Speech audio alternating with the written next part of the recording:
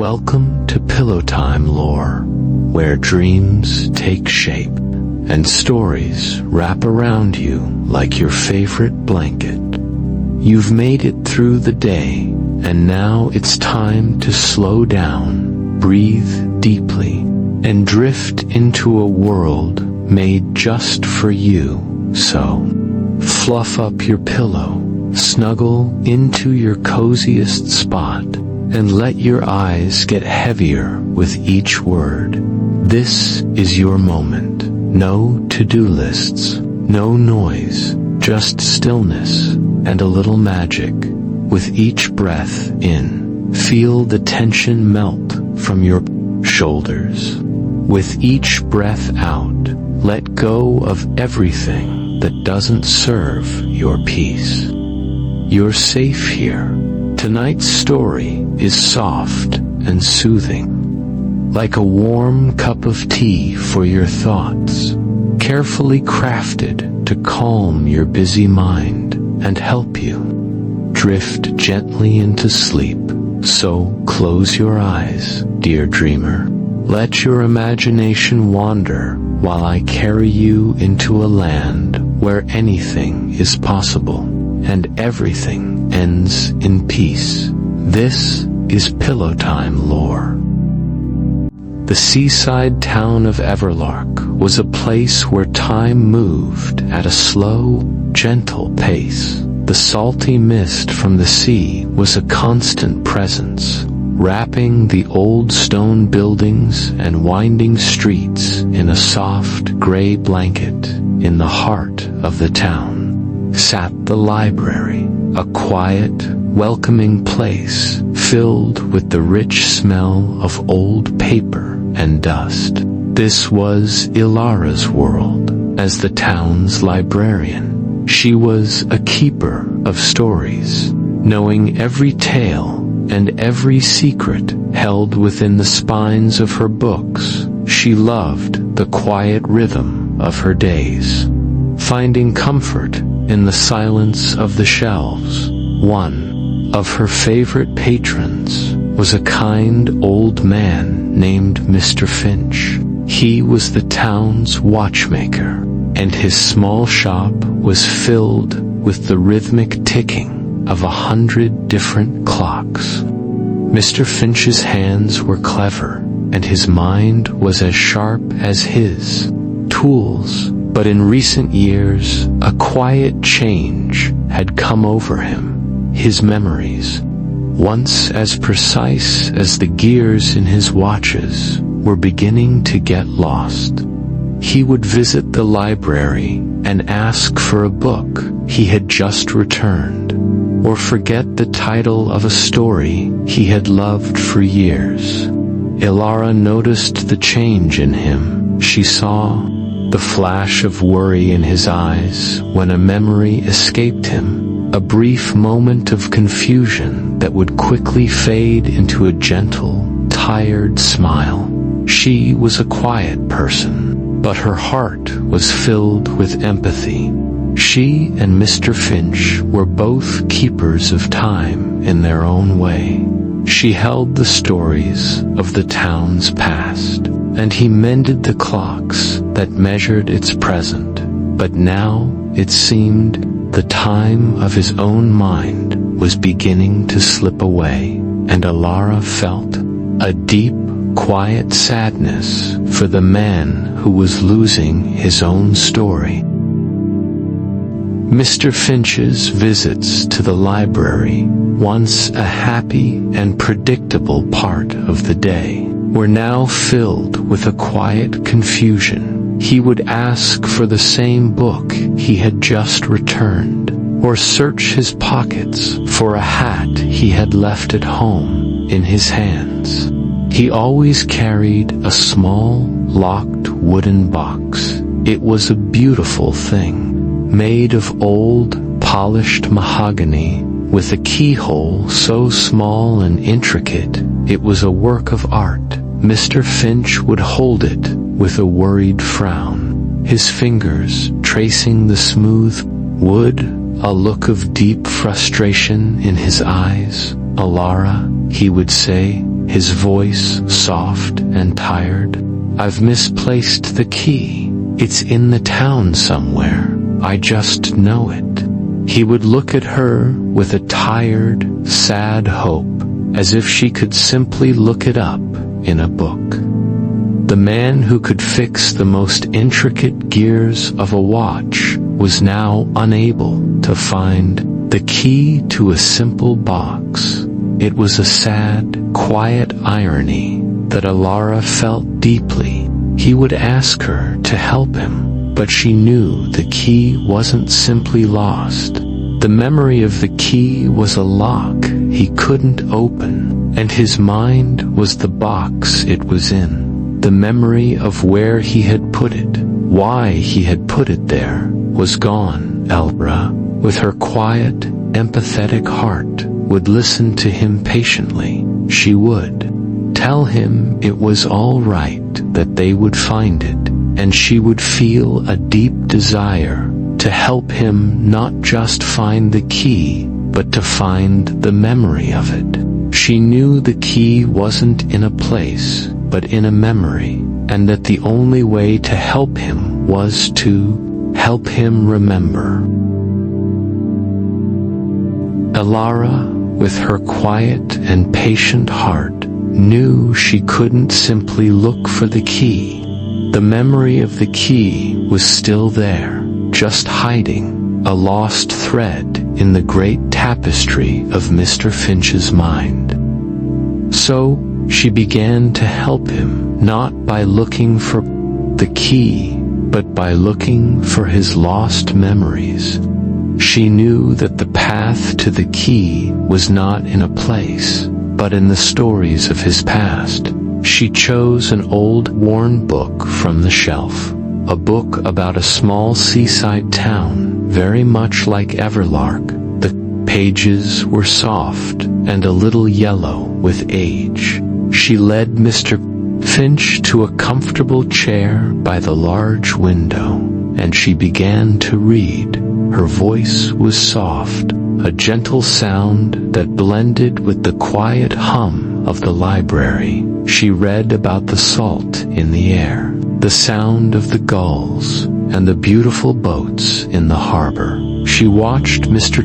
Finch's face as she read, hoping to see a familiar memory flicker to life.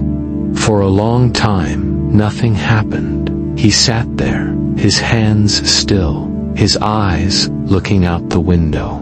But he seemed to be 1,000 miles away. Then, as Elara read, a passage about a hidden silver star in a secret cove, a small, knowing smile appeared on his face. He didn't say a word, but his hands, which had been still, now began to move, as if he was turning a small key. He looked at the book with a deep, quiet affection. Elara, with her quick, sharp mind, knew this was a clue. The key was not in the story itself, but in a memory that the story had stirred. The silver star from the book was a new piece of the puzzle. It was a memory, a feeling, a small piece of his past that had been brought back to life by a simple story. Elara closed the book, her heart filled with a quiet hope.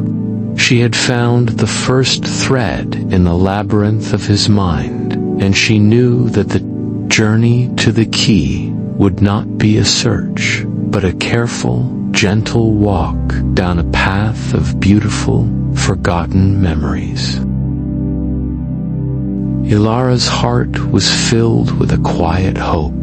The silver star from the story had been the first clue, a small piece of light in the growing darkness of Mr. Finch's mind. She knew her gentle method was working, but their peaceful quest was about to be interrupted by a loud, impatient noise. A car, new and shiny, pulled up to the library, breaking the quiet rhythm of the town. Out of the car stepped a man named Arthur. He was Mr. Finch's nephew, but he looked nothing like the kind, gentle watchmaker. Arthur was a slick, hurried man in an expensive coat, his face a mask of cold impatience. He walked into the library, and the peaceful, quiet air filled with a tension Elara had never felt before. He looked at the old books with a look of disinterest, his cold eyes searching the room for his uncle. He found Elara at her desk and walked straight up to her.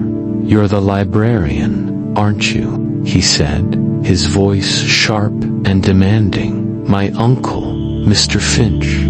I believe you've been spending a lot of time with him. What are you two up to?" Elara, a quiet person by nature, felt a surprising strength rise within her. "We are simply reading," she said, her voice soft but steady. Arthur laughed a short, sharp laugh. "Reading? My uncle has a family heirloom, a treasure in a locked box. I'm sure you know about it. I'm here to find the key." His eyes were hard and calculating, and Elara knew that he didn't care about his uncle's lost memories. He only cared about the treasure he believed was inside his cold, calculating manner filled the library with a tension that was thick and heavy. The search for the key was no longer just a kind act. It was a quiet race. Elara knew that. She had to find the key and the memory attached to it before Arthur could. Her quiet quest to help a friend had become a secret mission, and she felt the weight of it in her heart. The tension from Arthur's visit filled Elara with a new sense of urgency. The search for the key was no longer just a kind act.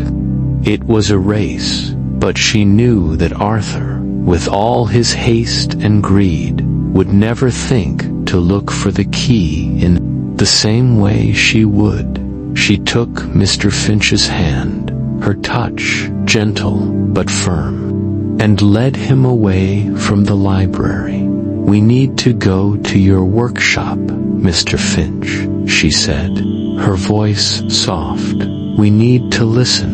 Mr. Finch's workshop was a place of beautiful chaos. The air was filled with the smell of oil and wood shavings, and hundreds of clocks, with their silent, patient faces, lined the walls. It was a place of silent time, a world of beautiful, intricate machinery.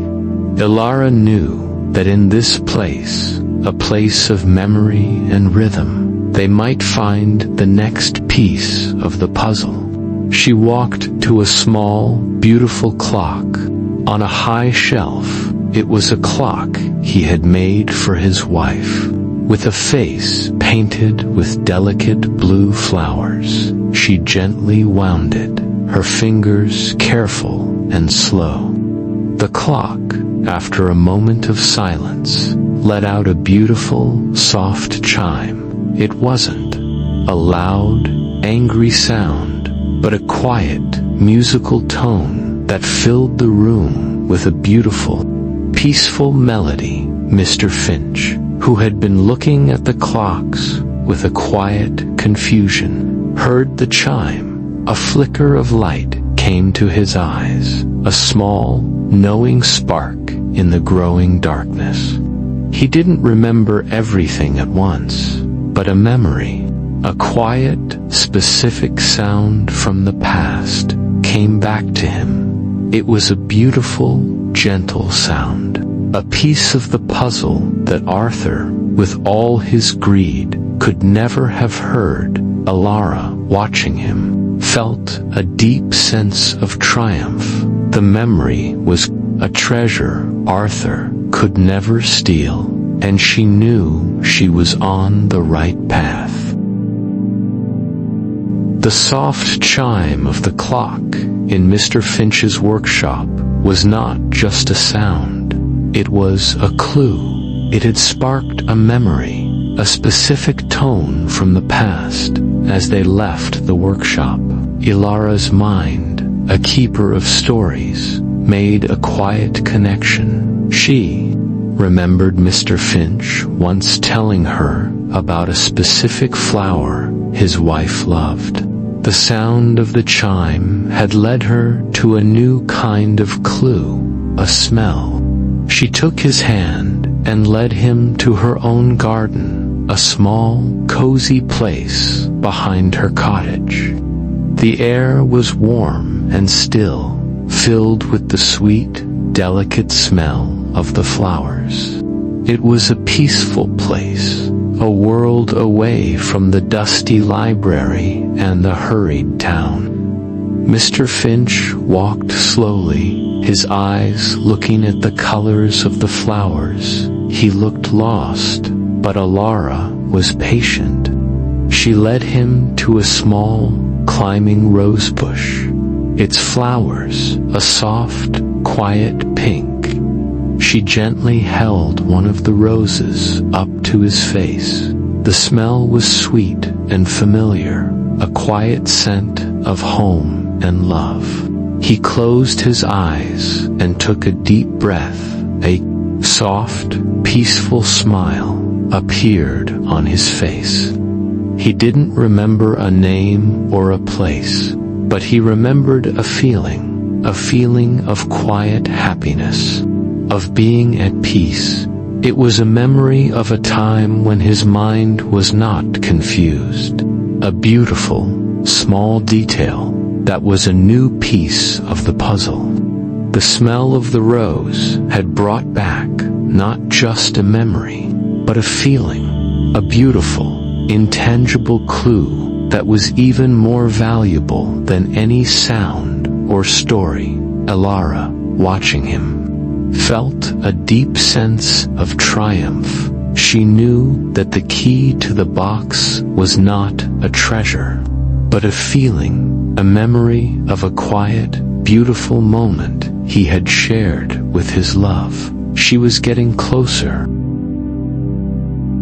The quiet hope Elara felt after the rose's scent had brought back a beautiful memory was short-lived. Arthur, the impatient nephew, was no longer waiting for answers. He was acting. Elara heard from townspeople that he had gone to Mr. Finch's home, a place of quiet order and beautiful old things, and was searching for the key with a frantic greed. Drawers were pulled out, books were thrown on the floor, and his quiet world was being turned upside down. The feeling of suspense grew like a heavy fog. Elara knew she had to find the key and the memory attached to it before Arthur's destructive search found it by accident. As if on cue, Arthur stormed into the library. His face was red with anger, and his expensive coat was now covered in dust. He walked straight to Elara's desk, his voice a cold, sharp sound that filled the peaceful room. "You've been helping him, haven't you?" he demanded, his eyes hard and cold. "What did he tell you? Where is the key?" Elara, with a quiet strength that surprised even herself, stood her ground. She looked at the angry man and felt a deep pity for his greed. "He has told me many beautiful things," she said, her voice soft but firm. "Stories of his life, memories of his wife. That is all." Arthur, seeing he was getting nowhere, left the library in a huff, a trail of dust following him out the door. The suspense built to a new high. Elara knew she had very little time left. The search for the key was no longer a gentle, patient quest. It was a race against a man who would destroy a kind man's home just to find a key. She had to find the key, and the beautiful memory attached to it before it was too late. The anger and dust from Arthur's visit settled, leaving the library quiet once more. Elara sat at her desk, surrounded by the peaceful silence of the books. She felt a deep sense of calm, a feeling that a great puzzle was about to be solved. She thought about the clues she had found, the silver star from a story she read, the beautiful, soft chime of the clock he made, and the sweet smell of the rose from her garden. They seemed like random things, but Elara's mind, a keeper of stories, began to connect the dots. She realized, with a sudden, quiet certainty, that the memories were not random at all. The story with the silver star was one he had read to his wife. The clock with the gentle chime was a gift he had made for her. The rose was her favorite flower. The memories were not just clues. They were all linked to a beautiful, quiet moment he had shared with the person he loved most. The key to the box, she realized, was not about a treasure. It was about a memory. The box was not a strong box filled with gold, but a memory box. A beautiful place where he had kept a simple, precious memory of his wife. The key was not hidden in a physical place that Arthur, with all his greed, could ever find. The key was a feeling, a memory, a story that only she, with her kind heart and her love of stories, could help him unlock. Elara felt a deep sense of relief and a new, quiet purpose. She knew exactly where the key was hidden, and she knew she had very little time left. A new sense of urgency filled Elara. She knew where the key was hidden, not in a physical place, but in a beautiful, quiet memory. The pressure from Arthur's greed was gone, replaced by a quiet, determined calm. She hurried back to Mr. Finch, her heart beating with a soft, steady rhythm. She found him sitting in his workshop, the silent clocks all around him. Elara didn't ask him about the key. She didn't ask him about the box. She sat next to him and, with a soft voice, she asked him about his wife. "Mr. Finch," she said, her voice a gentle sound in the quiet room, "tell me about the books you read to her, the stories that made her smile." Mr. Finch's eyes, which had been so lost, suddenly held a light. He smiled, a soft, tired smile, and a memory, a warm and beautiful memory, came back to him. He pointed to a small, worn book on a shelf, a book of poetry he had loved to read to her. Elara, with a gentle understanding, took the book and sat down. She began to read, her voice a soft, quiet song that filled the room. She read a poem about a gentle sea and a quiet, peaceful love. As she read, a small piece of paper, a thin, beautiful piece of paper, fell from between the pages, and there, tucked between the pages, was the key. It was never hidden. It was simply placed in the one place he knew it would be safe, in the beautiful memory of his love. The memory had been the lock and the poetry. A shared story of their love had been the key. Elara's heart swelled with a deep, quiet joy. With the key in her hand, a new feeling of quiet triumph filled Elara. She handed it to Mr. Finch, who, with a new clarity in his eyes, took it. His fingers, once so confused, now moved with a purpose he had not felt in years. He placed the key in the lock, and with a soft click, the box opened. Inside, there was no grand treasure, no gold coins, no shining jewels. There was a single, beautiful, polished watch. It was a masterpiece of his craft, a beautiful thing of gold and silver with a face painted with delicate blue flowers. It was the watch he had made for his wife, the one with the special, soft chime. It was a gift of love and memory, a treasure that was worth more than any gold. Just then, Arthur, the impatient nephew, returned. He looked at the watch, and a sneer of disappointment crossed his face. He huffed in anger, his greed unfulfilled, and left as quickly as he had come. His departure a fleeting, unimportant moment.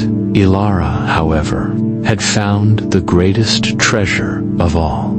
She had helped a kind man find his most precious memories, and had learned that the strongest locks are not on a box, but in a person's heart, and that the greatest key is simply a kind heart and a good story. The story ends with Elara and Mr. Finch sitting together, the beautiful watch glowing softly in the light. The watch would one day stop ticking, but the beautiful memory it held would live on forever.